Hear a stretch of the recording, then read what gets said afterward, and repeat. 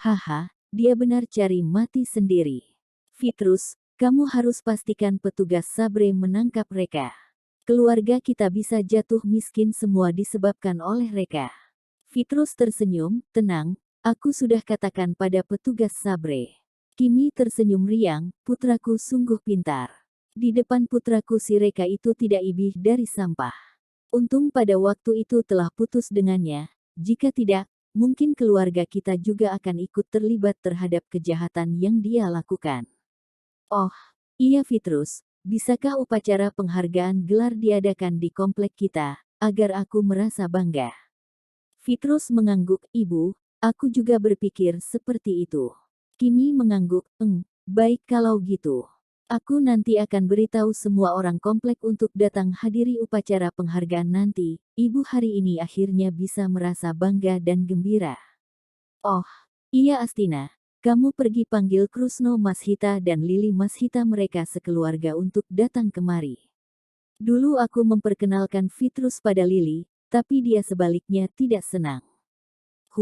Sekarang putraku telah menjabat sebagai Letnan II. Aku ingin menyaksikan langsung penyesalannya. Fitrus berkata, Ibu, sebenarnya aku juga sangat suka pada Lili.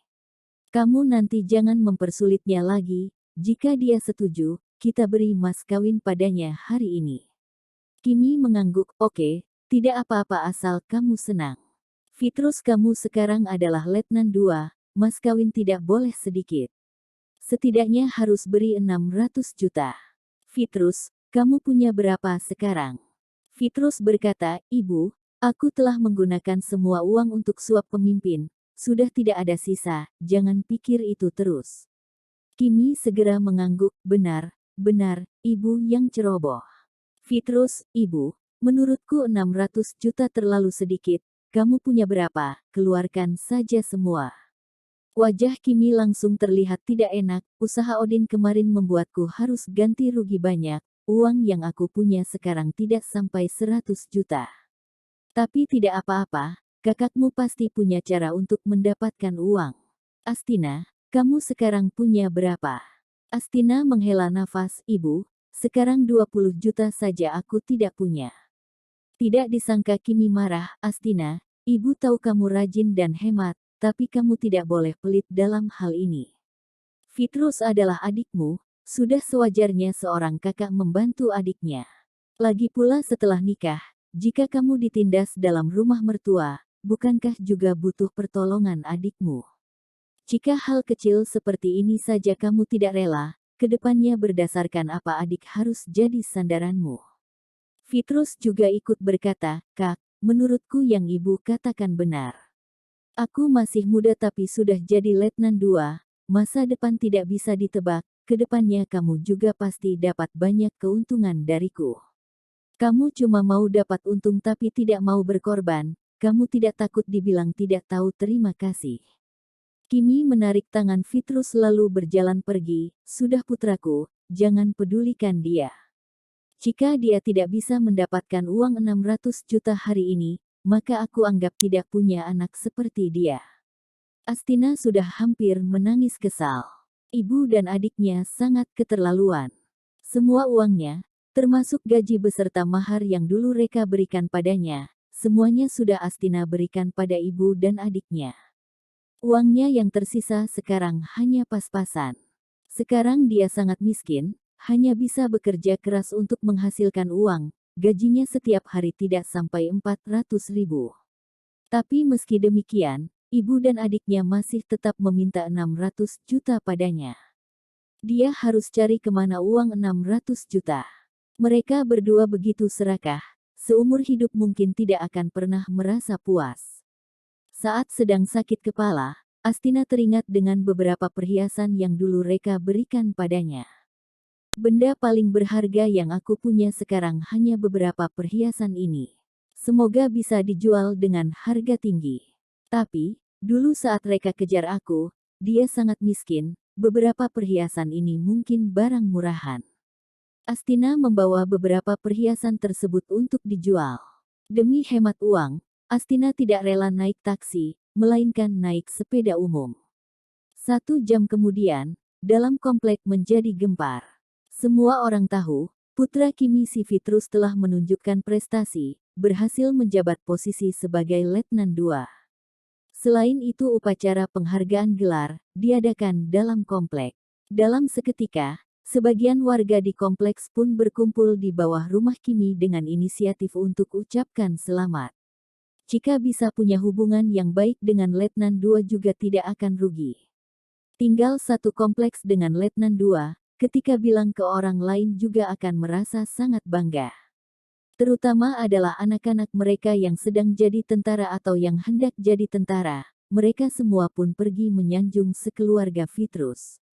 Jika Vitrus ngomong satu kata di sana, ini sudah bisa membuat anak-anak mereka tidak perlu lewati perjalanan yang panjang, bahkan masih bisa langsung naik daun.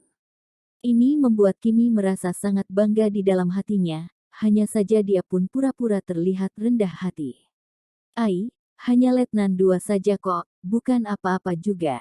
Tapi pimpinan anakku sangat sukai dia, kemarin baru angkat anakku jadi sersan, sekarang anakku pun diangkat jadi Letnan II. Tampaknya juga tidak jauh lagi untuk diangkat jadi master, bahkan sampai jenderal. Master, jenderal. Suasana kerumunan di sana pun meledak. Pada saat ini, Krusno dan Natsu mereka datang. Mereka bawa rokok dan miras terkenal untuk dijadikan sebagai kado ucapan selamat. Vitrus langsung sambut mereka dengan hormat, kakek, paman Mashita, Lili, kalian sudah datang ya. Segera masuk, minum teh dulu di dalam. Kimi berkata, nanti aja. Petugas Sabre sudah mau datang untuk anugerahi gelar ke kamu, mana boleh biarkan Tuan Sabre tunggu di luar. Krusno langsung mengangguk, iya, yang dibilang Kimi benar, kita tunggu bentar di luar saja. Vitrus, selamat ya, di usia muda seperti ini sudah jadi Letnan II, masa depan yang sangat cemerlang. Natsu juga langsung berikan kado yang dibawa oleh dia, Vitrus, ini adalah kado yang diberikan oleh aku dengan kakekmu. Vitrus berkata dengan sambil tertawa, kakek dengan paman datang, aku sudah merasa sangat senang, kenapa kalian masih bawa kado? Lili meraih lengan Vitrus dengan sambil tertawa, kok Vitrus, ini adalah kado dari keluarga kami, kamu simpan saja. Vitrus berkata, oke kalau gitu, Lili juga sudah ngomong, jadi aku simpan saja. Lili berkata, kok Vitrus, orang-orang yang seumur dengan kita, sekarang hanya kamu yang paling berhasil. Dari kemarin aku udah bilang, masa depanmu sangat cemerlang, tampaknya yang ku bilang benar sekali. Vitrus berkata, biasa saja, ini jokes bukan apa-apa kok. Oh, ya Lili, hari ini adalah hari yang bagus. Jika tidak malam ini kita panggil orang tua kita untuk makan bersama. Maksud lainnya adalah mempertemukan orang tua mereka berdua untuk bahas masalah pernikahan. Lili mengangguk dengan malu, oke.